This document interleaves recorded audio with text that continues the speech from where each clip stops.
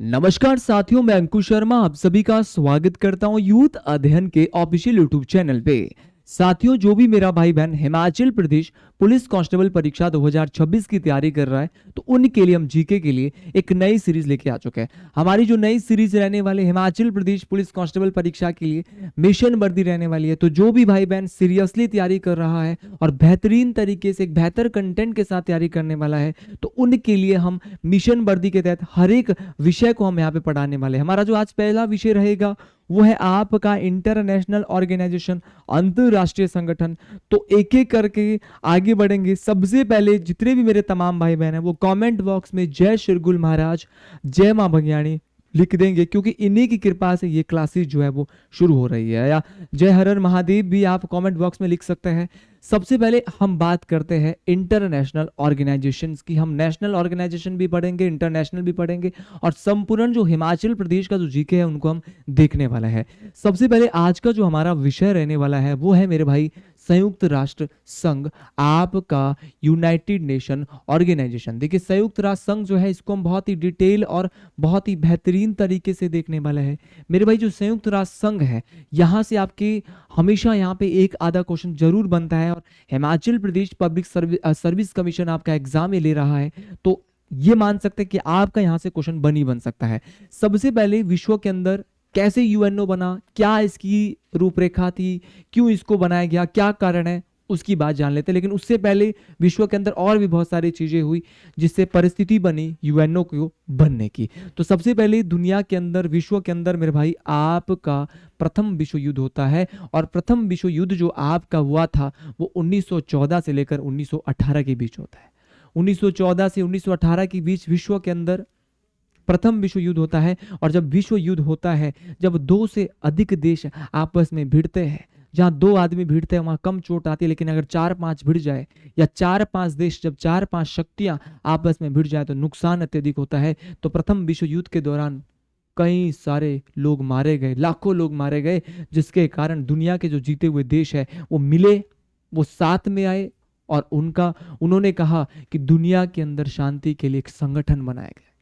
और ये संगठन कैसा बनाया, ये बात आपको डिटेल से याद रखनी है मेरे भाई। प्रथम विश्व युद्ध के बाद वैश्विक शांति के लिए, ग्लोबल पीस के लिए, कि दुनिया के अंदर ताकि दूसरा विश्व युद्ध ना हो, क्या बनाया, लीग ऑफ नेशन बनाया। अच्छा, लीग ऑफ नेशन क्या था मेरे भाई, इसको राष्ट्र संघ का नाम यहाँ पे दिया। आपको डिटेल से, आपको बेहतरीन तरीके से याद रखना है कि लीग ऑफ नेशन की जो स्थापना है वो कब हुई। तो अगर मैं बात करूं लीग ऑफ नेशन की मेरे भाई, तो लीग ऑफ नेशन की जो स्थापना है वो आपकी कब हुई थी, ध्यान से सुन लीजिएगा, ध्यान से समझ लीजिएगा कि लीग ऑफ नेशन की जो स्थापना है वो 10 जनवरी 1920 को हुई थी। लीग ऑफ नेशन की स्थापना 10 जनवरी 1920 को हुई थी। ठीक है, इस बात को मान लिया जाए, लेकिन क्वेश्चन ये पूछा जाता है इसके अध्यक्ष कौन थे, किसने लीग ऑफ नेशन की स्थापना करी। तो इसके जो अध्यक्ष थी उनका नाम जरूर याद रखना है, बार बार पेपर में, कॉम्पिटिटिव एग्जाम में बार बार आ रहा है। नाम जो है मेरे भाई वो है आपका वुडरो विल्सन। वुडरो विल्सन वो व्यक्तित्व है जो कि अध्यक्ष थे लीग ऑफ नेशन के, अध्यक्ष थे राष्ट्र संघ के। इन्हीं की अध्यक्षता में आपका राष्ट्र संघ बनाया जाता है, लीग ऑफ नेशन बनाया जाता है। लीग ऑफ नेशन का प्यारा सा झंडा भी आप यहाँ पे देख रहे होंगे। क्यों बनाया, कब बनाया, तो 10 जनवरी 1920 को बनाया। लेकिन क्यों, ताकि दुनिया के अंदर दूसरा विश्व युद्ध ना हो। क्वेश्चन कई बार ये भी पूछा जा सकता है कि लीग ऑफ नेशन जो है इसका मुख्यालय कहाँ पर है। तो लीग ऑफ नेशन जो है मेरे साथी, इसका जो मुख्यालय है वो जेनेवा में है। 10 जनवरी 1920 को इसका गठन किया गया।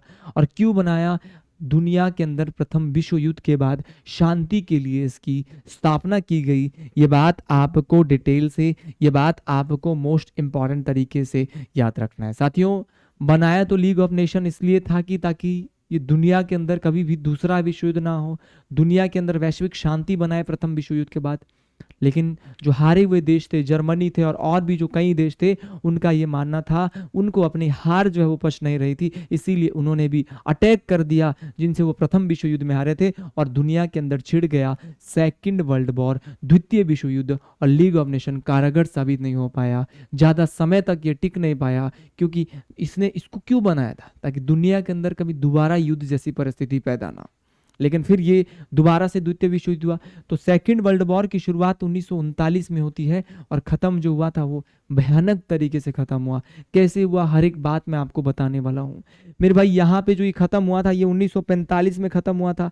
आप देख सकते हैं किस प्रकार से कितने सारे लोग यहाँ पे मारे गए थे इस विश्व युद्ध में। आगे बढ़ते हैं और आगे बढ़ते हुए सबसे पहले हम बात करते हैं मेरे भाई, यहाँ पे जो दूसरा विश्व युद्ध है वो जब चरम सीमा पर पहुंचा तो यहाँ पे तो बहुत बड़े हमले हुए। अब आप बोलेंगे कि ऐसे कितने बड़े हमले हुए, ऐसा क्या हुआ? तो मेरे भाई क्या हुआ कि विश्व के अंदर अमेरिका उस समय क्या कर रहा था, एक बड़ी चीज की तैयारी कर रहा था, एटॉमिक बम बनाने की तैयारी कर रहा था।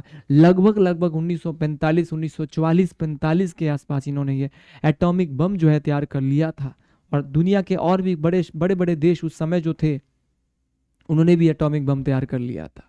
लेकिन मेरे भाई आपको बेहतरीन तरीके से ये बात याद रखनी है कि अमेरिका ने जापान को चेतावनी दी कि आप जो है वो द्वितीय विश्व युद्ध से पीछे हटिए, लेकिन जापान नहीं हटा। और याद रखना है अमेरिका ने जापान के हिरोशिमा पर प्रथम परमाणु बम फेंका। और ये कब फेंका गया मेरे भाई, कब छोड़ा गया प्रथम परमाणु बम, जिसे हिरोशिमा के हमले के नाम से भी जानते हैं? ये जो छोड़ा गया वो 6 अगस्त 1945। तो प्रथम परमाणु बम अमेरिका ने कब गिराया, किस पे गिराया? आपके जापान के हिरोशिमा पे गिराया। इसीलिए इसको हिरोशिमा हमले के नाम से भी मेरे भाई जाना जाता है। तो ये गिराया था सुबह 8:15। मैं समय भी बता रहा हूँ, मैं एक एक बात आपको बताने वाला हूँ, आपको बस समझना पड़ेगा, आपको डिटेल से पढ़ना पड़ेगा मेरे भाई। ये गिराया था हिरोशिमा। हिरोशिमा कहाँ पर? जापान में। गिराया किसने था? अमेरिका ने। अच्छा, बम का नाम जो था मेरे भाई वो आपका लिटिल बॉय था। क्या नाम था? लिटिल बॉय आपके बम का नाम था। समझना पड़ेगा। आप देख सकते हैं इस तरह ये परमाणु बम गिराया जाता है। और जिस रेंज में ये गिराए जाते हैं वहां पर लोग जो है आपके, क्या लगता है आपको ऐसे रह पाएंगे? बच नहीं पाएंगे, राख राख हो जाते हैं। आप पीछे देख सकते हैं इस तस्वीर में, आप देख सकते हैं इस तस्वीर में, आप देख सकते हैं किस तरह वहां का वायुमंडल गर्म हो जाता है। और प्रथम परमाणु बम का नाम तो लिटिल बॉय था। बोले भैया ये तो छोटा है, बड़ा तो अब जाके फेंकेंगे। अगर माने नहीं, लेकिन अब जापान कहाँ मानने वाला था। और इस बम को जो है वो क्या है, इस बम को यह यूरेनियम 235 पर आधारित गन टाइप विखंडन बम था। यूरेनियम जो 235 है इस पर आधारित था। आपका ये बात आपको बेहतरीन तरीके से याद रखना है कि यूरेनियम जो 235 है इस पर आधारित गन टाइप बम था। बम का नाम लिटिल बॉय था। जापान के हिरोशिमा पे अमेरिका ने इसको गिराया था। 8:15 पे गिराया था। और कब गिराया था मेरे भाई? तो 6 अगस्त 1945 को गिराया था। ये बात आपको बेहतरीन तरीके से याद रखनी है। साथियों आगे बढ़ेंगे बेहतरीन तरीके से। आप देख लीजिए हिमाचल प्रदेश पुलिस परीक्षा के लिए मैं कहूँगा कि इससे बेहतरीन कंटेंट आपको नहीं मिल सकता। और मैं वादा करता हूँ आपसे हर एक वीडियो आपके बीच पूरी होगी। लेकिन इसके लिए आपको मुझसे एक वादा करना होगा कि ज़्यादा से ज़्यादा भाई बहनों तक ये वीडियो शेयर होने चाहिए। जिस प्रकार से पार्ट 1 में अगर आपने अच्छे खासे व्यूज़ दे दिए, अच्छा खासा प्यार दे दिया, तो लगातार हर दिन मैं इसके लिए एक वीडियो हिमाचल प्रदेश पुलिस परीक्षा के लाऊंगा। लेकिन जो भी मेरा भाई बहन हिमाचल प्रदेश पुलिस परीक्षा की तैयारी कर रहा है, आपका भी कोई ग्रुप बना है, उन हर एक ग्रुपों में वीडियोज़ भेज दीजिए। बहुत मज़ा आने वाला है आपके लिए। इस प्रकार का कंटेंट मैं बनाने वाला हूँ, शायद किताबों को भी आपको जीके पढ़ने की अब आवश्यकता नहीं होने वाली है। हर एक चीज़ कराऊंगा, करंट अफेयर से लेकर जितने भी टॉपिक है आपके, हर एक चीज़ कराने वाला हूँ। दूसरा परमाणु बम यहाँ पे जिसको नागासाकी हमले के नाम से जानते हैं मेरे भाई, कब गिराया? तो 9 अगस्त 1945 को दूसरा परमाणु बम गिराया। और गिराना था कहीं और, गिराना था कहीं और, लेकिन गिर गया कहीं और। क्योंकि जहां पे गिराना था वहां पे फॉग नीचे आ गई, धुंध नीचे आ गई। और धुंध आने के बाद यहाँ पे ये जो परमाणु बम है, सेकंड जो एटॉमिक बम है मेरे साथी, वो आपकी नागासाकी, कहाँ पड़ता है नागासाकी? तो जापान नागासाकी में दूसरा परमाणु बम गिराया गया। और आपको याद रखना है इसे नागासाकी हमले के नाम से भी जाना जाता है। और 9 अगस्त को नागासाकी डे भी मनाया जाता है। जैसे 6 अगस्त को हिरोशिमा दिवस, वैसे ही 9 अगस्त को क्या आपका नागासाकी दिवस मनाया जाता है। साथियों पहले वाला जो बम था उसका नाम लिटिल बॉय था, लेकिन दोबारा जो बम फेंका वो उससे भी बड़ा था। इस बम का नाम जो है मेरे साथी फैट मैन था। समझना पड़ेगा चीज़ों को, तब जाके समझ चीज़ें आती है। और याद रखना है ये जो बम था वो प्लूटोनियम 239 पर आधारित इम्प्लोजन टाइप परमाणु बम था, या इम्प्लोजन टाइप का परमाणु हथियार था। और किस पर आधारित था? 239 पर आधारित था। आपका प्लूटोनियम पर आधारित था मेरा भाई। समझना है बम का नाम फैटमैन कहाँ पे गिराया, नागासाकी जापान में, कितने तारीख को, 9 अगस्त 1945 को गिराया। एक एक बात को आप समझेंगे, बेहतरीन तरीके से समझेंगे। सबसे पहले बात करते हैं यूएनओ की, और इसके बाद जब 2 महाबम अमेरिका ने जापान पे गिरा दिए, तो उसके बाद फिर विश्व के लोगों ने ये कहा कि दुनिया के अंदर एक ऐसा संगठन बनाए। दुनिया के 50 देश, एक सम्मेलन हुआ था, और वो सम्मेलन जो है वो आपका सैन फ्रांसिस्को कैलिफोर्निया में हुआ था, जो कि अमेरिका में है। और यहाँ पर 50 देश इकट्ठे हुए और अधिकार पत्र पे साइन कर दिए 24 अक्टूबर 1945 को। यूएनओ की जो स्थापना हुई है वो 24 अक्टूबर 1945 को हुई है। तमाम देश मेरे भाई इकट्ठे हुए और इकट्ठा होकर इन 50 देशों ने हस्ताक्षर किए, और इन्हीं 50 देशों के, तो कितने देशों के हस्ताक्षर के साथ यूएनओ की स्थापना की गई, तो 50 देशों की हस्ताक्षर हुए, और इन 50 देशों के हस्ताक्षर के साथ मेरे भाई यूएनओ की, दुनिया के सबसे बड़े संगठन की स्थापना की जाती है। इसीलिए 24 अक्टूबर जो है ना, 24 अक्टूबर को यूएन डे, 24 अक्टूबर को मेरे भाई संयुक्त राष्ट्र दिवस भी मनाया जाता है। साथियों, वो हर एक बात बहुत इंपॉर्टेंट है जो हिमाचल प्रदेश पुलिस परीक्षा में पूछी जाएगी। कंपटीशन बहुत तकड़ा है, क्योंकि अब एज बढ़ा दी गई है। मेरे तमाम भाई बहनों को 1 साल और बढ़ाया गया है, गोल्डन एज उनको मिली है, गोल्डन उनको चांस मिला है। तो इस बार वो भी अब कंपटीशन में आएंगे, क्योंकि पिछले बार अगर उनसे कमी रह गई होगी, अब अनुभव भी हो जाता है। 26-27 की उम्र में पढ़ते पढ़ते जो है अनुभव हो जाता है, लेकिन ऐसा कुछ नहीं है। एक 19 साल का बच्चा भी बराबर टक्कर दे सकता है 27 साल के एक बच्चे को।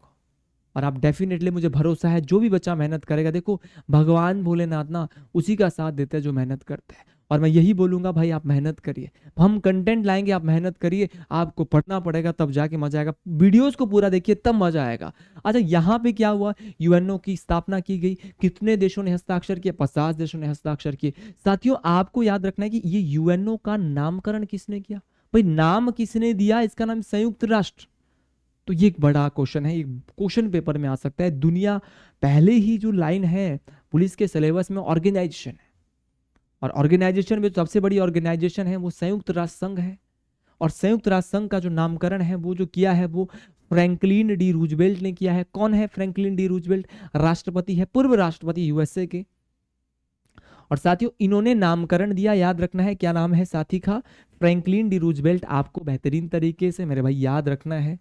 साथियों, मैं आगे ले चलते हुए आपको आगे बढ़ाऊंगा, और यहां पे मैं आपको बताने वाला हूं कि क्यों बनाया, क्या इसका उद्देश्य है। जैसे कि प्रथम विश्व युद्ध के बाद शांति के लिए, वैश्विक शांति के लिए, ताकि दूसरा विश्व युद्ध ना हो, लीग ऑफ नेशन बनाया गया था, कारगर साबित नहीं हो पाया। उसी प्रकार दूसरे विश्व युद्ध के बाद द्वितीय विश्व युद्ध जो 1939 से 1945 के बीच लड़ा गया, महाभीषण युद्ध था, लाखों लोग इसमें मारे गए थे। उसी प्रकार शांति के लिए यहाँ पे क्या बनाया, शांति के लिए यहाँ पे दूसरे विश्व युद्ध के बाद एक संगठन बनाया गया। जो कि क्यों बनाया गया, ताकि दुनिया के अंदर अब तीसरा विश्व युद्ध जैसी स्थिति पैदा ना हो सके। बहुत बड़ा संगठन ये वर्तमान समय में बन चुका है, और इसी उद्देश्य के साथ 24 अक्टूबर 1945 को इसकी यूएन की स्थापना की गई। स्थापना के समय हस्ताक्षर बेशक 50 देशों ने किए थे।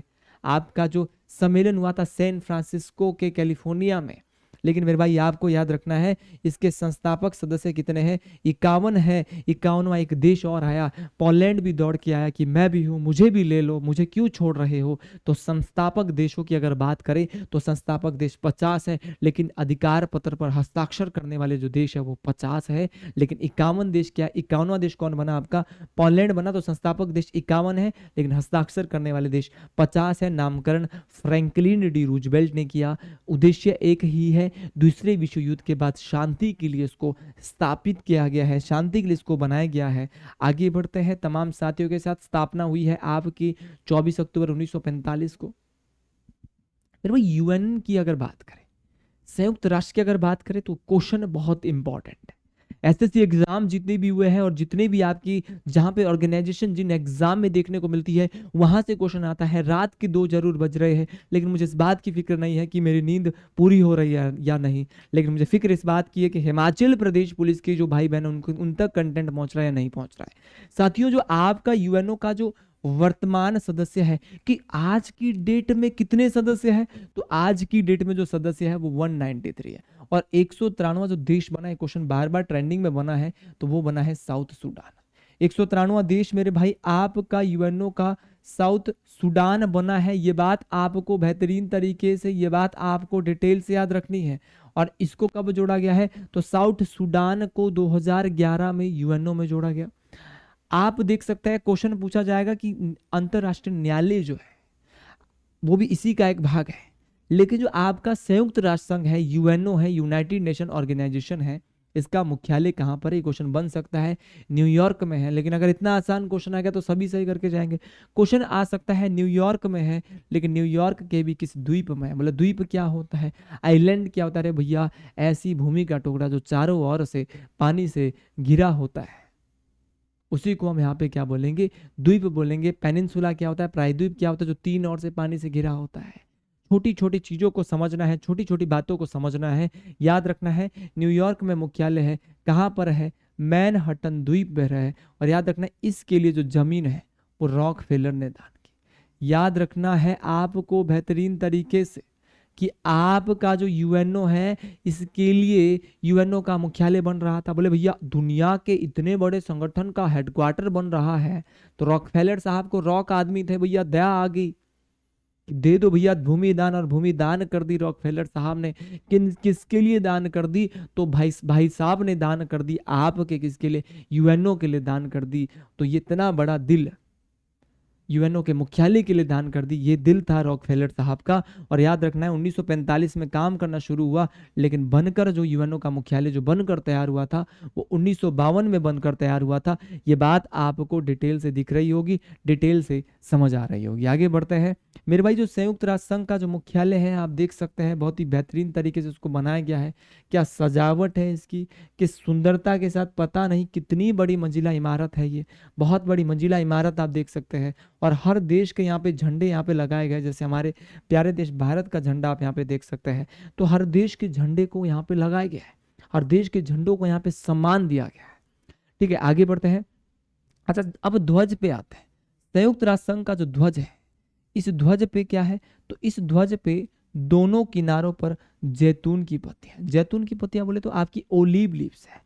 और मेरे भाई यहाँ पे क्या है? बीच में आपका मानचित्र है, बीच में क्या है? विश्व का मानचित्र है। और 20 अक्टूबर 1947 को यह ध्वज जो है वो क्या बना? संयुक्त राष्ट्र संघ का प्रतीक बना। ये बात आपको बेहतरीन तरीके से, ये बात आपको डिटेल से याद रखना है कि संयुक्त राष्ट्र संघ का जो ध्वज है, यहाँ पर क्या है, मैं इसको दोबारा से दिखाने का प्रयास भी करता हूँ। आप पहले इसको देखेंगे ना अपने आप, तो आपको समझ आएगा कि बात क्या बोल रहे हैं अंकुश सर। यहाँ पर क्या है? ये संयुक्त राष्ट्र संघ का ध्वज है। यहाँ पर जो ये चीज आप देख रहे हैं ना, ये ओलीव लीव्स है। ओलीव होता है जैतून की पत्तियां हैं। और साथ में मेरे भाई ये बीच में क्या है? आपका विश्व का मानचित्र है। बहुत ही छोटी छोटी बातें आपको बताई जा रही है सिखाने के लिए। देखो, मुझे प्रयास करना पड़ेगा, ये आपका अंतर्राष्ट्रीय न्यायालय का मुख्यालय है। चीजों को सिखाने के लिए जितना मर्जी प्रयास करना पड़े, कोई दिक्कत नहीं है, बस चीज क्लियर होनी चाहिए। जो हम पढ़ा रहे हैं, जितना पढ़ा रहे हैं वो क्लियर होना चाहिए। 193 देश है, 193वां देश दक्षिणी सूडान है। छोटी छोटी बातें याद होनी चाहिए। आपका न्यूयॉर्क में मुख्यालय है, लेकिन किस द्वीप पर है? मैनहट्टन द्वीप पर है। क्वेश्चन पूछा जा सकता है कि इसके लिए जो भूमि दान करी थी मुख्यालय के लिए, वो किसने करी थी? रॉकफेलर साहब ने करी थी। याद रखना है बनकर तैयार कब हुआ था? अरे मेरे भाई 1952 में बनकर तैयार हुआ था। झंडे में कौन सी पत्तियां हैं? जैतून की पत्तियां हैं। और साथ में विश्व का मानचित्र है। लेकिन इस झंडे को कब अपनाया गया? तो संयुक्त राष्ट्र संघ का जो ध्वज है, इसे 20 अक्टूबर 1947 को यहाँ पे इस ध्वज को, इसको संयुक्त राष्ट्र संघ का प्रतीक बनाया गया। मेरे भाई डिटेल से याद रखना है। आगे बढ़ते हैं। और जो भी भाई बहन हिमाचल प्रदेश पुलिस परीक्षा की तैयारी सीरियसली कर रहा है, तो हमारा बैच चल चुका है। 399 मंथ फीस है, मात्र बहुत ज्यादा भारी भरकम फीस नहीं है। अभी 1 या 2 दिन बैच को चले हुए हैं। हर सब्जेक्ट का अलग टीचर, बेहतरीन टीचर। 399 मंथ के साथ आप हमारे साथ जुड़ सकते हैं। 78761 व्हाट्सएप पे आप किसी भी जिले से हिमाचल प्रदेश के, मेरे भाई घर बैठे अच्छी तैयारी। और क्लासें मिलेगी आपको लाइव प्लस रिकॉर्डेड। जो क्लास मान लो लाइव होती है, तो उस क्लास को बाद में रिकॉर्डेड देख लो, कभी भी और किसी भी समय देख लो। अगर आप पुलिस परीक्षा की तैयारी कर रहे हैं तो आपके लिए बहुत बेहतरीन क्लासेस है। आज लाइव चल रही है, फिर बाद में आप इसको रिकॉर्डेड देख लीजिएगा, टेंशन कोई नहीं है। तो जो भी भाई बहन जुड़ना चाहता है 78761, तमाम साथियों को एक बार दोबारा बोल रहा हूँ, 7876145 409। आप एक बार देख लीजिएगा, बेहतरीन नंबर है 7876145409। ऑफिशियल नंबर यूट्यूब का हमारा, आप इस पे जुड़ सकते हैं। अच्छा आगे आते हैं, और आगे आते आते मुझे भी याद आ गया कि संयुक्त राष्ट्र संघ की भाषाएं क्या है। तो संयुक्त राष्ट्र संघ की दो मुख्य भाषाएं जहाँ पे मेनली वहाँ पे बात की जाती है, तो एक तो आपका अंग्रेजी है और दूसरी आपकी क्या है, फ्रेंच है। लेकिन बात तब की है कि अगर किसी को ना अंग्रेजी है ना फ्रेंच आए तो चार अन्य मान्यता प्राप्त भाषाएं, यूएनओ में चार अन्य मान्यता प्राप्त भाषाएं हैं। इसके लिए आपको एक ट्रिक याद रखना है, कार्स। क्या है ट्रिक का नाम? कार्स। सी से चीनी, ए से अरबी, आर से रशियन और एस से स्पेनिश। तो चीनी, अरबी, रशियन और स्पेनिश, चार यहाँ पे अन्य मान्यता प्राप्त भाषाएं हैं। किसकी चार अन्य मान्यता प्राप्त भाषाएं हैं? तो यूएनओ की चार अन्य मान्यता प्राप्त भाषाएं हैं। बोले तो भैया आपकी आधिकारिक भाषाएं जो है वो दो तो मुख्य भाषाएं हैं, एक अंग्रेजी है, एक फ्रेंच है, लेकिन चार अन्य मान्यता प्राप्त के लिए आपको ट्रिक, बहुत आसान ट्रिक है, कार्स। सी से बनेगा आपका चीनी, ए से बनेगा आपका अरबी, आर से बनेगा रशियन और एस से बनेगा मेरे भाई स्पेनिश। अच्छा आपको याद रखना है कि 18 दिसंबर 1973 की बात है, अरबी को यहाँ पे आधिकारिक भाषा के रूप में जोड़ा गया था। और याद रखना है अरबी को 21 दिसंबर 1982 को सुरक्षा परिषद की आधिकारिक भाषा के रूप में जोड़ा गया। अरबी को दो अधिकार मिले। सबसे पहले 18 दिसंबर 1973 को इसको अधिकार मिला। इसको क्या बनाया गया, एक प्रस्ताव के रूप में आपको अरबी को आधिकारिक भाषा के रूप में जोड़ा गया संयुक्त राष्ट्र महासभा में। देन उसके बाद अरबी को 21 दिसंबर 1982 को, जो हमारी सुरक्षा परिषद है, यूएनओ का एक भाग है, इसकी आधिकारिक भाषा के रूप में जोड़ा गया था। तो तमाम चीज़ों के साथ आगे बढ़ता है, ये तमाम चीज़ें वो है। अच्छा अन्य मान्यता प्राप्त भाषाओं में अगर मैं रूसी और स्पेनिश भाषा की बात करता हूँ तो इसको 1969 में जोड़ा गया था। उसी प्रकार मैं बात करता हूँ चीनी भाषा की, तो चीनी भाषा को जोड़ा गया 1974 में। उसी प्रकार मैं बात करता हूँ अरबी भाषा को सुरक्षा परिषद की कार्यकारी जो भाषा है, टेम्परेरी जो भाषा है, वो कब बनाई? तो ये 1982 में बनाई थी। तो ये तमाम चीज़ें, तमाम बातें आपको ध्यान से सुननी है, तब जाके मजा आएगा। अच्छा संयुक्त राष्ट्र संघ का चार्टर क्या है? अच्छा चार्टर क्या होता है? आपके दिल और दिमाग में ये क्वेश्चन बन रहा होगा कि गुरुजी आपका जो चार्टर है वो क्या होता है। तो जब मैं चार्टर की बात करता हूँ तो चार्टर एक ऐसी चीज़ है जो कि नियम और कानूनों का संकलन है। आप हमारी एकेडमी में आए हो, कैसी क्लास रहने वाली है, क्या रूल रहने वाले हैं, क्या रेगुलेशन रहने वाले हैं, तो उसी प्रकार आपका जो संयुक्त राष्ट्र संघ का जो चार्टर है उसमें कितने अध्याय है, पहला क्वेश्चन ये पूछता है। तो इसमें 19 पार्ट है, जिसमें अलग अलग यूएनओ के बारे में डिटेल से भी बताया गया है, बेहतरीन तरीके से बताया गया है। और यूएनओ का जो चार्टर है इसमें 19 अध्याय है, लेकिन अनुच्छेद कितने हैं? तो अनुच्छेद जो है ना साथियों, अनुच्छेद जो है आपकी 111। आपको बेहतरीन तरीके से, आपको डिटेल से याद रखना है, इंपॉर्टेंट तरीके से याद रखना है। समझ गए कि नहीं समझ गए? कितने चार्टर? 19 चार्टर है मेरे भाई, और अनुच्छेद कितने? 111 अनुच्छेद। और याद रखना है सुरक्षा परिषद की आधिकारिक भाषा अरबी को कब बनाया? 1982 में। सबसे ज़्यादा ट्रेंडिंग क्वेश्चन इस समय का ही है। आप देख सकते हैं बहुत ही सुंदर तरीके से हमने सुरक्षा परिषद को भी यहाँ पे बनाने का प्रयास किया है। आप देख सकते हैं सुरक्षा परिषद में किस प्रकार से लोग यहाँ पे बैठा करते थे यूएनओ में। और ये हमारा यहाँ पे बोला कि कौन कौन सी भाषा बनानी, कैसे बनानी। वो टाइम था जब 51 देश मिलके साथ में आए थे। ठीक है, चलो आगे बढ़ते हैं। सबसे बड़ा अगला जो टास्क हमारा रहने वाला है कि जो हमारा संयुक्त राष्ट्र संघ है उसके कितने अंग हैं। और जब मैं अंग की बात करता हूं तो अंग तो 6 है, लेकिन काम 5 ही करते हैं। अब कौन सा नहीं करता उसको भी जानते हैं। तो पहला क्वेश्चन तो यही आएगा कि संयुक्त राष्ट्र संघ जो है इसके कितने अंग हैं? तो बोलेंगे मेरे भाई आपके 6 अंग हैं। पहला अंग है महासभा, जिसको अंग्रेजी भाषा में जनरल असेंबली कहा जाता है। दूसरा जो अंग है वो आपका कौन सा है? सुरक्षा परिषद है, जिसको सिक्योरिटी काउंसिल हमारा यहाँ पे कहा जाता है। तीसरा अंग जो है वो आर्थिक एवं सामाजिक परिषद है, जिसको इकोनॉमिक एंड सोशल काउंसिल कहा जाता है।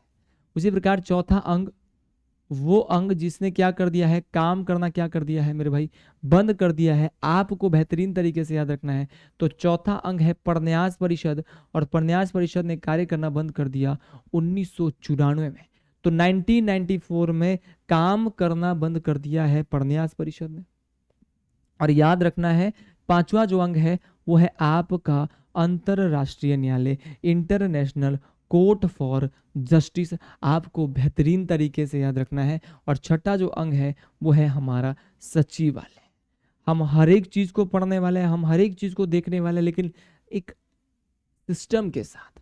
6 अंग है: महासभा, सुरक्षा परिषद, आर्थिक एवं सामाजिक परिषद, परन्यास परिषद, अंतरराष्ट्रीय न्यायालय आईसीजे और आपका सेक्रेटरीट बोले तो आपका सचिवालय। 6 अंग में से एक काम नहीं करता। कौन नहीं करता? परन्यास परिषद। क्या कर दिया? 1994 से कार्य करना 1994 से बंद कर दिया है। अगर मैं इन सभी की बात करूं, अगर मैं इन सब की बात करूं मेरे भाई, तो इन सभी के जो मुख्यालय है, इन सभी बोले तो 6 में से 5 के मुख्यालय कहां पर है? जहां पर खुद यूएनओ का मुख्यालय है न्यूयॉर्क में है। लेकिन एक का मुख्यालय न्यूयॉर्क में नहीं है, नीदरलैंड में है। और नीदरलैंड के भी कहाँ पर है? हेग नीदरलैंड में है। तो ये बात आपको डिटेल से याद रखनी है कि हेग नीदरलैंड में मेरे भाई क्या है? तो हेग नीदरलैंड में आपका यूएनओ के अंतर्राष्ट्रीय न्यायालय का मुख्यालय है। तो चलो भाई आगे बढ़ते हैं। और सबसे पहला हमारा जो भाग आएगा वो महासभा आएगा। तमाम साथी बेहतरीन तरीके से पढ़िएगा, बेहतरीन तरीके से करिएगा। बहुत मजेदार क्लास होने वाली है। थोड़ा सा पानी जरूर यहाँ पे पीना चाहिए, आप भी पी सकते हैं क्लास के बीच, क्योंकि बहुत लंबी क्लास है। लगातार मैंने एक बार टैग लिया, मेरा माइक बंद हुआ, 40 मिनट की वीडियो खराब होगी, दोबारा से बना रहा हूँ। रात के 3 बजे है, लेकिन भाई मैं रुकूंगा नहीं। मैं आपके लिए वीडियोस लगातार बनाऊंगा। पहले पीपीटी बनानी पड़ती है, कंटेंट ढूंढना पड़ता है, उसके बाद मेहनत करनी होती है। लेकिन भाई आप लोगों के लिए वीडियो बनाई जा रही है। अब कुछ लोग बोलेंगे इतनी लंबी लंबी वीडियो कौन देखेगा? जिसको अच्छे से पढ़ाई करनी है, जो कोचिंग नहीं ले सकता, उसके लिए भाई ये वीडियोस बहुत बेस्ट रहने वाली है। तो तमाम भाई बहन जल्दी जल्दी से आगे बढ़ेंगे। और पहला हमारा रहेगा महासभा।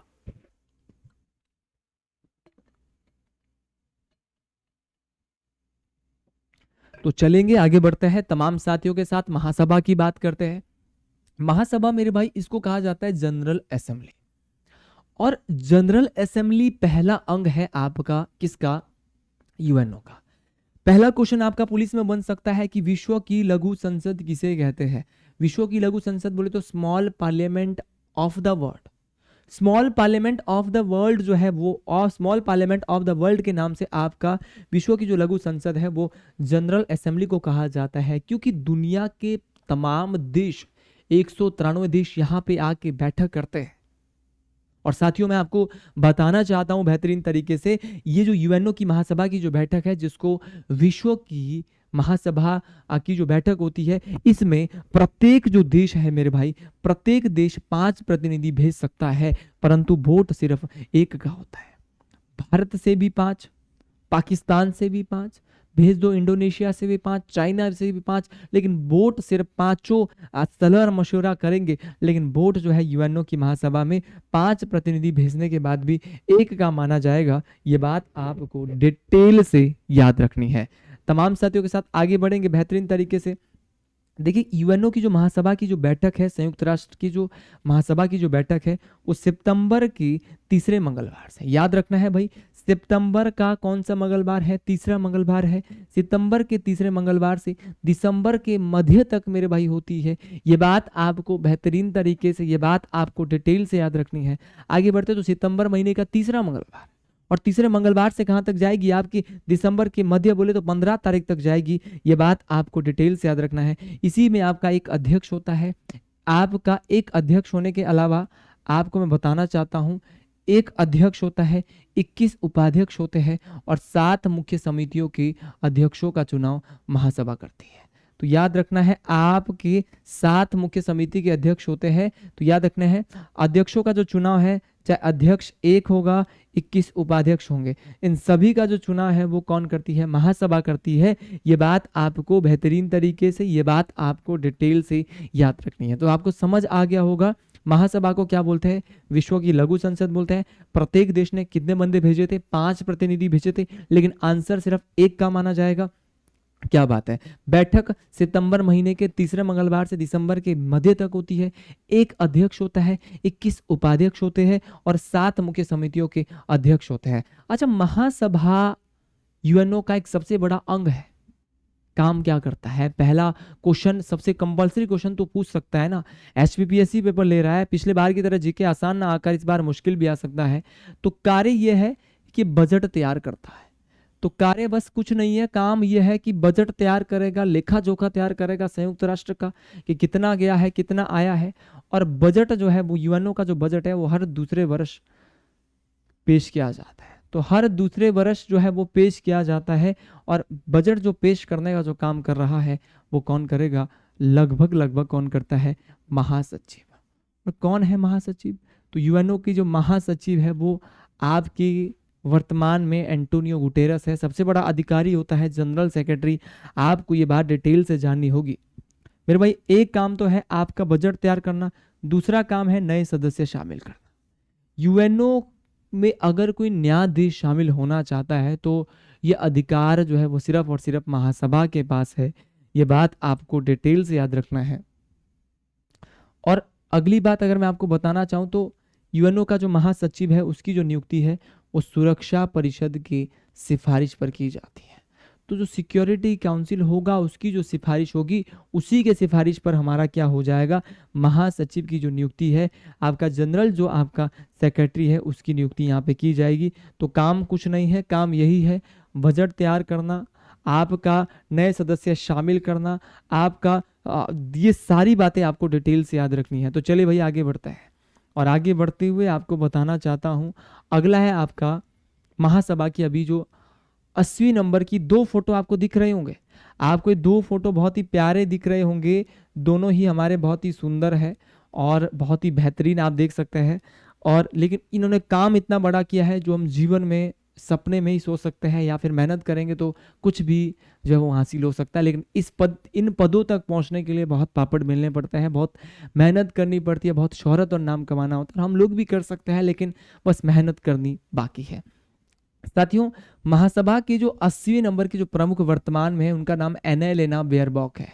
तो एनालेना बेयरबॉक जो है वो कौन है? तो एनालेना बेयरबॉक जो है आपकी प्रथम पश्चिमी यूरोप की पहली महिला। तो पश्चिमी यूरोप की पहली महिला एनालेना बेयरबॉक जो कि यूएनओ के महासभा की अध्यक्षा है वर्तमान में।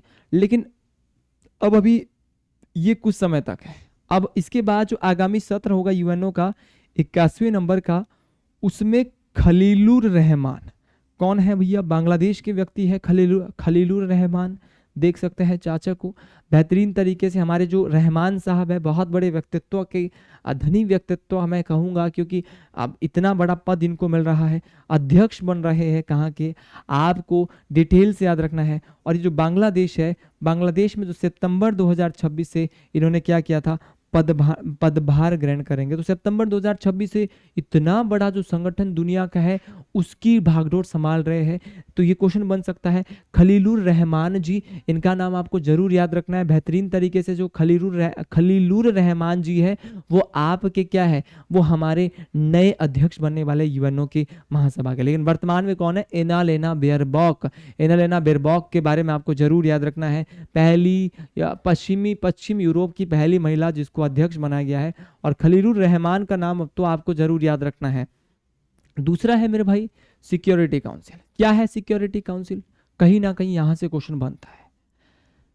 और सिक्योरिटी जो काउंसिल है इसको बोलते हैं दुनिया का पुलिसमैन। क्या बोलते हैं? दुनिया का पुलिसमैन। ये क्वेश्चन कई बार पहले भी पूछा गया है तो पुलिस में दोबारा भी आ सकता है कि दुनिया का जो पुलिसमैन है वो किसे कहा जाता है? वो आपका सुरक्षा परिषद को कहा जाता है।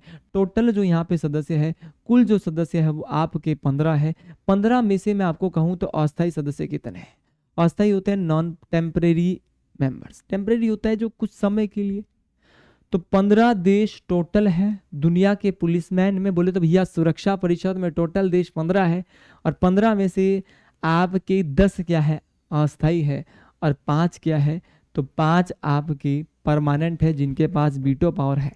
अब इन देशों को कैसे याद किया जाए तो इसके लिए बहुत सुंदर ट्रिक बनाई गई है। ABC फिर से आपने पहले भी सुनी होगी बेहतरीन तरीके से। तो ए से बनेगा आपका अमेरिका, ए से क्या बनेगा आपका? अमेरिका। आपका बी से क्या बनेगा मेरे दोस्त? आपका ब्रिटेन। बेहतरीन तरीके से आपको दिख भी नहीं रहा होगा ब्रिटेन। सी से बोले तो भैया आपका चाइना। एफ से बोलेंगे भैया आपका फ्रांस। और आर से बोलेंगे रशिया। भारत को अगर वीटो पावर चाहिए तो हमें फ्रांस को भी मनाना होगा, रशिया को भी मनाना होगा, चाइना को भी मनाना होगा, ब्रिटेन को भी मनाना होगा और अमेरिका को भी मनाना होगा, तमाम इन पांचों देशों को मनाना होगा। लेकिन यहाँ पे चाइना का मानना बहुत मुश्किल है। हम चाहते हैं कि भविष्य में चाइना भी ये बोले कि इंडिया को वीटो पावर मिलनी चाहिए, क्योंकि इंडिया ने भी सपोर्ट करा था, कहीं ना कहीं सपोर्ट करा था। तो अस्थायी देश कौन है? तो अस्थायी देश आपके 10 है और स्थायी देशों की संख्या कितनी है? 5 है। बोले भैया कैसे पता लगाएंगे? ABC आज पढ़ेंगे फिर से, एक बार बचपन से पढ़ी थी, ABC आज पढ़ेंगे फिर से, समझ जाएंगे कि मतलब क्या है। अब बात करते हैं अस्थायी सदस्य। यूएनओ के जो अस्थायी सदस्य हैं इनको 2 वर्ष के लिए हमारे साथ ही चुना जाता है। ये बात आपको डिटेल से याद रखना है। अच्छा, 2 वर्ष के लिए चुनेंगे, लेकिन चुनता कौन है? ये बड़ा क्वेश्चन ये है, कई बार पेपर में आ रखा है। तो अस्थायी सदस्य का जो चुनाव है वो महासभा करती है। कितने बहुमत से? 2/3 मेजोरिटी होनी चाहिए, 2/3 बहुमत मेरे भाई होनी चाहिए। ये बात आपको डिटेल से याद रखनी है। अच्छा, आगे बढ़ते हुए आपको बताना चाहता हूं कि आपके ऐसे देश जिनके पास वीटो पावर है, तो ABC फिर से बोले तो भैया सेम चीज है, अमेरिका, ब्रिटेन, चीन, फ्रांस और रूस। ये वो देश है जिनके पास क्या है? वीटो पावर है। मेरे भाई आप समझेंगे तो बात बनेगी। तो वीटो पावर वाले देश 5 है। वीटो पावर मतलब अपनी शक्ति का प्रयोग कर सकते हैं, 5 ऐसे देश है। ये बात आपको बेहतरीन तरीके से, ये बात आपको डिटेल से याद रखनी है, इंपॉर्टेंट तरीके से मेरे भाई याद रखनी है, मोस्ट इंपॉर्टेंट है। चलिए भाई आगे बढ़ते हैं। आप देख सकते हैं ये किस प्रकार से यहाँ पे सुरक्षा परिषद यहाँ पे है और सुरक्षा परिषद में किस तरह से लोग बैठते हैं। बहुत ही सुंदर दृश्य यहाँ पे दिखाया गया है। अच्छा, आगे बढ़ते हैं। अच्छा, अगर आपको सुरक्षा परिषद के अंदर कोई भी निर्णय लेना है, कोई भी आंसर देना है, तो उसके लिए आपको 15 में से 9 लोग मनाने होंगे। अगर कोई भी निर्णय लेना है तो आपको 15 में से 9 देशों को मनाना होगा। और आपको मैं बताना चाहता हूं कि याद रखना है कि भारत जो है वो 8वीं बार अस्थायी सदस्य चुना गया है। भारत को 8वीं बार यहाँ पे अस्थायी सदस्य के रूप में चुना गया है। बोले तो भैया 8 बार भारत क्या बना है? यूएनओ का अस्थायी देश बना है। अभी दोबारा भी हो सकता है, आगे 2026 में 2025 वाला सेशन में आ जाए।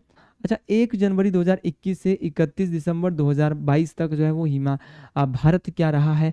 आपका क्या रहा है? आपका क्या रहा है? आपको याद रखना है। आपका सुरक्षा परिषद का क्या रहा है? अस्थायी सदस्य रहा है, आपको याद रखना है। और जापान को सबसे अधिक, जापान को कितने बार? तो क्वेश्चन पूछा जाता है कि सर्वाधिक बार जो है वो किसे, सर्वाधिक बार जो है वो किसे यहाँ पे क्या मिला? तो सर्वाधिक बार जापान को क्या मिला? तो सर्वाधिक बार जापान को अस्थायी देश बनाया गया है। और भारत को जो है वो 8वीं बार अस्थायी देश बनाया गया, अस्थायी देश के रूप में चुना गया है। और लास्ट टाइम जो भारत को चुना था वो 21 जनवरी से 2022 के बीच 31 दिसंबर 2022 के बीच में चुना था। अच्छा, तीसरा पॉइंट है आर्थिक एवं सामाजिक परिषद। ये थोड़ा सा छोटा है लेकिन इंपॉर्टेंट है। आर्थिक एवं सामाजिक परिषद को अंग्रेजी भाषा में इकोनॉमिक एंड सोशल काउंसिल यहाँ पे कहा जाता है। और यहाँ पर जो सदस्यों की जो संख्या होती है वो आपकी 54 होती है। और यहाँ में जो आर्थिक एवं सामाजिक परिषद जो यूएनओ का रहेगा, इसके जो सदस्य होंगे उनका कार्यकाल जो है वो मेरे भाई 5 वर्ष होगा। प्रत्येक वर्ष 1/3 सदस्य पदमुक्त होंगे। 1/3 बोले तो भैया आपको मैं समझाना चाहता हूँ, 1/3 का मतलब यहाँ पे क्या है? बोले तो वर्ष में यहाँ पे बैठक 2 बार इसकी होती है। कैसे होती है उसके बारे में भी आपको डिटेल से बताऊंगा। तमाम चीज़ें समझ लीजिए। 54 सदस्यों की संख्या है, कार्यकाल 3 वर्ष है, बैठक वर्ष में 2 बार, और महासभा द्वारा हर साल 1/3 सदस्य जो है बोले तो 1/3 बोले तो टोटल अगर 54 है तो 54 का 1/3 कितना हुआ? तो 54 का 1/3 18 हुआ। और कितना हुआ? 54 का 1/3 18 हुआ मेरे भाई। 18 दूनी 36 और 18 तिये 54। आप ले लीजिएगा, पढ़ लीजिएगा ध्यान से, इंपॉर्टेंट तरीके से पढ़ लीजिएगा। अच्छा, आगे बढ़ता है। आगे बढ़ता है कि महासभा के द्वारा 1 साल में जो है 18 सदस्यों का चुनाव यहाँ पे किया जाएगा। और देखिए, न्यूयॉर्क स्थित संयुक्त राष्ट्र संघ का जो मुख्यालय है और जिनेवा स्विट्जरलैंड स्थित जो पैलेस डे नासियो है, वहाँ पर जो है वो क्या है आपकी, इसकी 2 बैठकें होती है। एक जिनेवा में होती है, एक आपकी न्यूयॉर्क में होती है। न्यूयॉर्क में तो यूएनओ के मुख्यालय में होती है और जिनेवा स्विट्जरलैंड में आपके पैलेस डेनासियो एक जगह है, वहाँ पर होती है। समझना है, रात के 3 बज चुके हैं, 3 से भी ऊपर का समय हो गया है, मुझे नहीं पता, लेकिन 3:20 3:30 कम से कम हो गए होंगे। आप अगर हम रात को बैठ के 3-3 बजे आपके बीच कंटेंट ला सकते हैं तो फिर आप क्यों नहीं। आंखों में नींद जरूर है, लेकिन वो है कि जुनून है कि भैया इस बार जो है वो हिमाचल प्रदेश पुलिस जो कांस्टेबल परीक्षा है, वर्दी की जो नौकरी है, चाहे हिंदी की बात करें, चाहे बात करें रीजनिंग की, मैं हर एक सेशन यूट्यूब के अंदर आपके बीच लाने वाला हूं, लेकिन आपको प्यार देना पड़ेगा मेरी हर एक वीडियो में, तब जाके बात बनने वाली है। तो हमने सचिवालय में कुछ नहीं पढ़ा, हमने पढ़ा आर्थिक एवं सामाजिक परिषद में हमने पढ़ा कि इसमें 54 देश है, कार्यकाल 3 वर्ष है, बैठक साल में 2 बार है, और याद रखना है महासभा द्वारा 1/3 सदस्यों का 18 सदस्यों का चुनाव हर 2 यहाँ पे क्या किया जाता है, प्रत्येक वर्ष किया जाता है। प्रत्येक वर्ष यहाँ पे 18 सदस्य जो आपके जो है वो क्या है, आपके बदले जाते हैं। माफी चाहूंगा आपसे, आगे बढ़ते हैं। और बैठक साल में 2 बार, एक बार न्यूयॉर्क में, एक बार जेनेवा में, अप्रैल में और जुलाई में बैठकें होती है। तो सबसे पहले आगे बढ़ते हैं, सबसे पहले बात करते हैं सचिवालय। सचिवालय का काम क्या है, सेक्रेटरीट का काम क्या है, तो दिन प्रतिदिन के काम को निपटाना यहाँ पे सचिवालय का कार्य है। ये बात आपको डिटेल से याद रखना है, ठीक है। और याद रखना है सचिवालय का जो प्रमुख है वो कौन होता है, तो सचिवालय का जो प्रमुख है वो आपका कौन है, महासचिव होता है। महासचिव सचिवालय का प्रमुख होता है, और कार्यकाल जो है वो मेरे भाई 5 वर्ष है। ये क्वेश्चन पूछा जाएगा, यूएन का भी सबसे बड़ा अधिकारी महासचिव है, लेकिन अगर क्वेश्चन ये पूछा जाएगा कि महासचिव जो होते हैं संयुक्त राष्ट्र संघ के सचिवालय के, उनका कार्यकाल कितना होता है, 5 वर्ष होता है।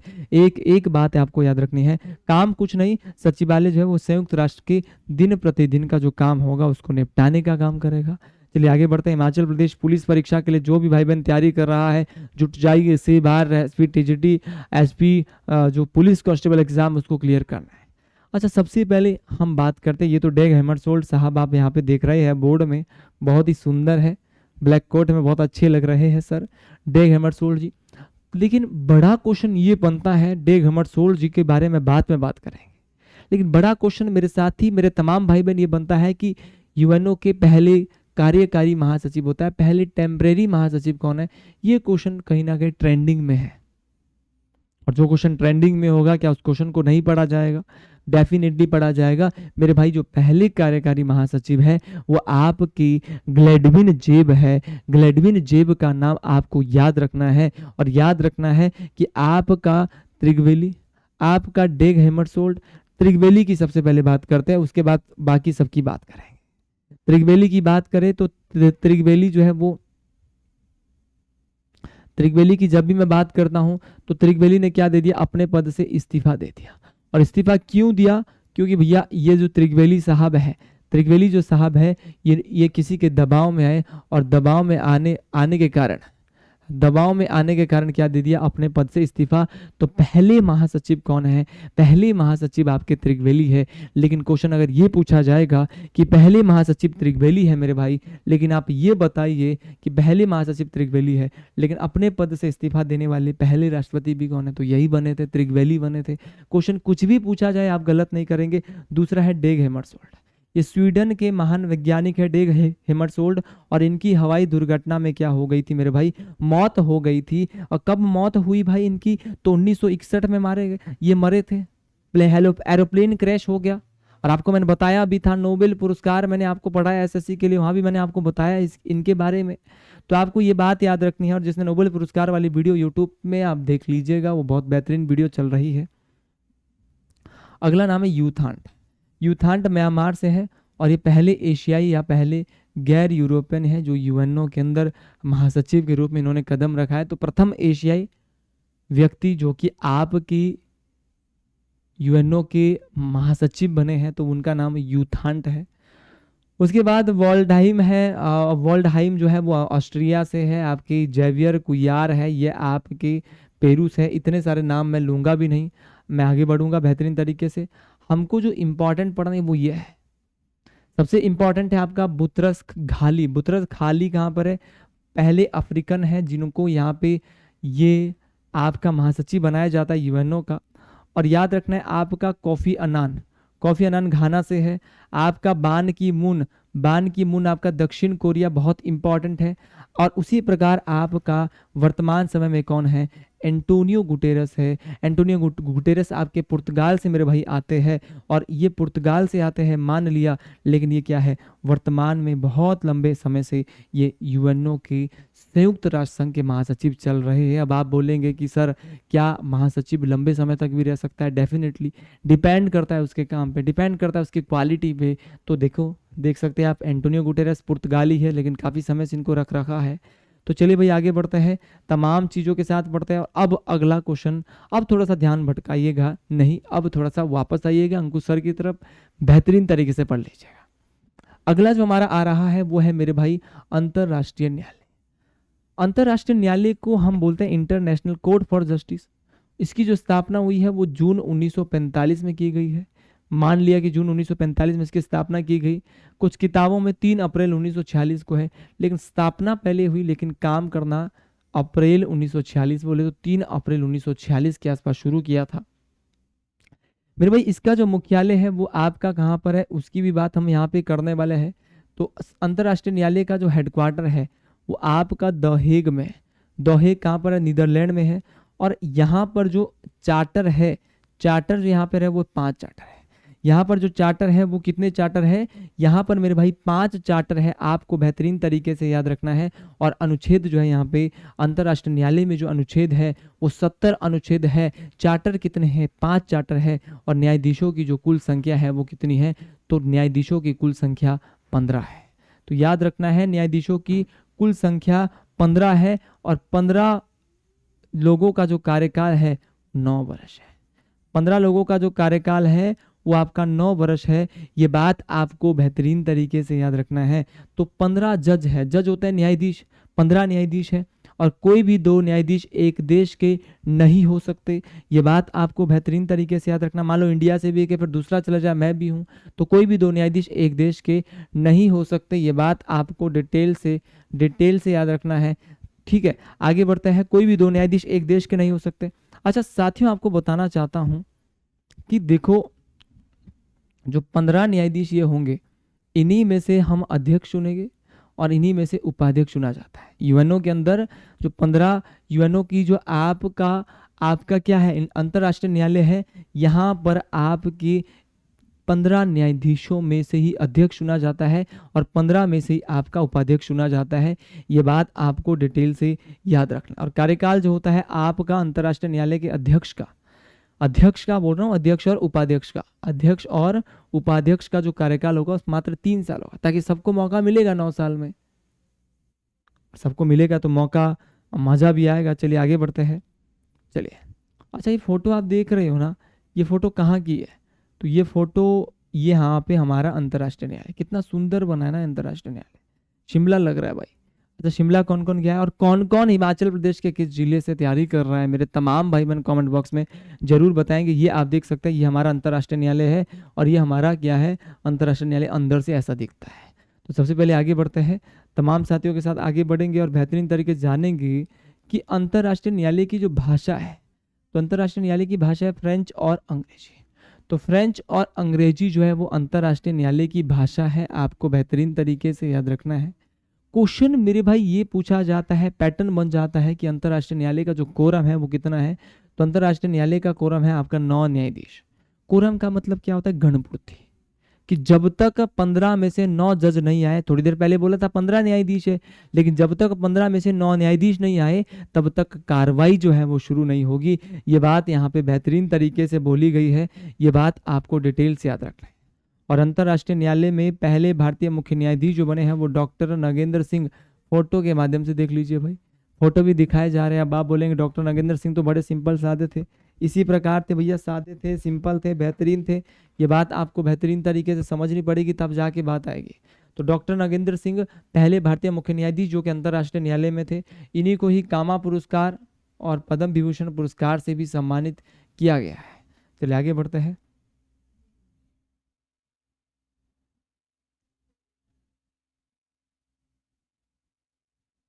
अगला है हमारा अंतर्राष्ट्रीय न्यायालय में पहले न्यायाधीश। इस अभी तक जो बने हैं वो मुख्य न्यायाधीश बने हैं, लेकिन अंतर्राष्ट्रीय न्यायालय में जो आपके पहले न्यायाधीश बने हैं उनका नाम वेनेगल रामाराव है। वेनेगल रामाराव नाम आपको जरूर याद रखना है। ये खाली पहले न्यायाधीश बने थे अंतर्राष्ट्रीय न्यायालय में। और साथियों आपको बताना चाहता हूं, वर्तमान में जो जज यहाँ पे है, वर्तमान में जो न्यायाधीश यहाँ पर है, उनका नाम दलबीर भंडारी है। और न्यायाधीश का जो चुनाव है वो कौन करती है, तो न्यायाधीश को महासभा चुनती है। ये बात आपको डिटेल से बेहतरीन तरीके से याद रखनी है। और याद रखना है, अंतर्राष्ट्रीय न्यायालय की जो प्रथम न्यायाधीश पूछेगा तो वेनेगल रामाराव है। क्वेश्चन पूछेगा वर्तमान समय में कौन है, दलबीर भंडारी गुजरात से आते हैं, आप देख सकते हैं बेहतरीन तरीके से। हमारे ये कौन है, आपका वेनेगल रामाराव है। ये वेनेगल रामाराव है, ये दलबीर भंडारी है। फोटो के माध्यम से देख सकते हैं, मैंने तो बिल्कुल फोटो भी बनाई है, पीपीटी में पूरी बना रखी है। अच्छा, अंतर्राष्ट्रीय न्यायालय के जो न्यायाधीश है इनका चुनाव महासभा करती है। और वर्तमान में जो अंतर्राष्ट्रीय न्यायालय है इसके जो अध्यक्ष है वो नवाब सलाम है, जो कि लेबनान देश से है। ये बात आपको डिटेल से याद रखना। और वर्तमान में अंतर्राष्ट्रीय न्यायालय के जो उपाध्यक्ष है वो आपकी जूलिया सेबुटिडे। तो जूलिया सेबुटिडे आपकी वर्तमान में उपाध्यक्ष है। और अध्यक्ष जो है वो नवाफ सलाम है, जो कि लेबनान से है। ये बात आपको बेहतरीन तरीके से डिटेल से याद रखनी है। तमाम साथियों को ये चीज़ें बिल्कुल क्लियर हो गई होगी। अच्छा, लास्ट बात, अंतिम बात आज की बोलूँगा कि वर्ष 1953 में जो यूनाइटेड नेशन की जो जनरल असेंबली है, महासभा है, वहाँ पर भारत की पूरे विश्व की आठवीं और भारत की जो प्रथम महिला अध्यक्ष है वो आपकी कौन बनी है, तो वो बनी है आपकी कौन, मोस्ट इंपॉर्टेंट है, विजय लक्ष्मी पंडित। तो विजय लक्ष्मी पंडित इंदिरा गांधी की बुआ और नेहरू जी की बहन, इन्होंने क्या किया, तो इनके द्वारा यहाँ पर जो है इनको जो है वो डिटेल से आपको बेहतरीन तरीके से याद रखना है कि इनको ये गौरवशाली चुने जाने वाली ये हस्ती थी आपकी कौन, आपको डिटेल से याद रखना है, विजय लक्ष्मी पंडित। ये बात मोस्ट इंपॉर्टेंट है। तो साथियों आज हमारी पीपीटी यहीं पर ख़त्म होती है। जो जिस भी भाई को हमारी वीडियो अच्छी लगी है और कोई भी गलती फलती हुई है उसके लिए मैं आपसे क्षमा प्रार्थी हूँ, क्षमा चाहूँगा, प्रयास करूँगा। रात का वक्त भी हो गया था क्योंकि ये वीडियो डबल बनी है। एक बार मैंने पहले भी इसको बनाने का प्रयास किया, फिर हमारे साथ क्या हुआ कि हमारा जो माइक है उसकी वॉइस नहीं आ पाई थी। लेकिन प्रयास ये है कि हम आपको बेस्ट से बेस्ट कराएं, मैं आपको बेस्ट से बेस्ट कराऊं, ताकि आपको कहीं भी ये ना लगे कि जो है वो आपको अच्छा कंटेंट नहीं दिया जा रहा है। कोशिश ज़रूर की गई है। हो सकता है कि बोलने में गलती हुई हो क्योंकि रात की जो है वो 3:30 तो आसपास, इससे भी ज़्यादा अब टाइम हो गया होगा, बहुत समय से वीडियो बना रहा हूँ। तो फिर यही है कि इतने रात को आपके लिए कंटेंट बना जा रहा है, एक अच्छा कंटेंट। लेकिन कभी भी हो सकता है कि इतने रात को गलती हो जाए, पहले कंटेंट तैयार किया है, फिर वीडियो बनाई है, फिर वीडियो बनाने के बाद भी नहीं बनी, तो यहाँ पे बहुत सारी चीज़ें हो जाती है। लेकिन आपको बस कंटेंट मिल रहा है। तो जिन्होंने भी यहाँ तक वीडियो देखी है, कमेंट बॉक्स में आप लिख दीजिए हर हर महादेव, और मैं आपको एक कोड दे रहा हूँ भाई, और उस कोड का नाम है YA123। तो YA123 कोड रहने वाला है हमारे चैनल का। जो भी पुलिस के बैच में जुड़ने वाला है उसको सीधा फ्लैट डिस्काउंट मिल रहा है, उसको सीधा 10% का फ्लैट डिस्काउंट है। हमारा बैच ऑलरेडी 399 का है। 399 का अगर बैच है तो 10% फ्लैट डिस्काउंट मिलेगा। लेकिन मिलेगा भैया आपका कब तक, आपका कल शाम तक। जो कल शाम से पहले कर देगा, जो कर देगा समय रहते, उसको डिस्काउंट मिलेगा। चलो कल शाम तक नहीं, इस हफ्ते में जो जिन्होंने भी ये वीडियो पूरी देखी है पता चल जाएगा। तो आपको भी वीडियो अच्छी लगी है कमेंट बॉक्स में ज़रूर लिखे। हर हर महादेव, राधे राधे, शुक्रिया, अभिनंदनम, हर हर महादेव।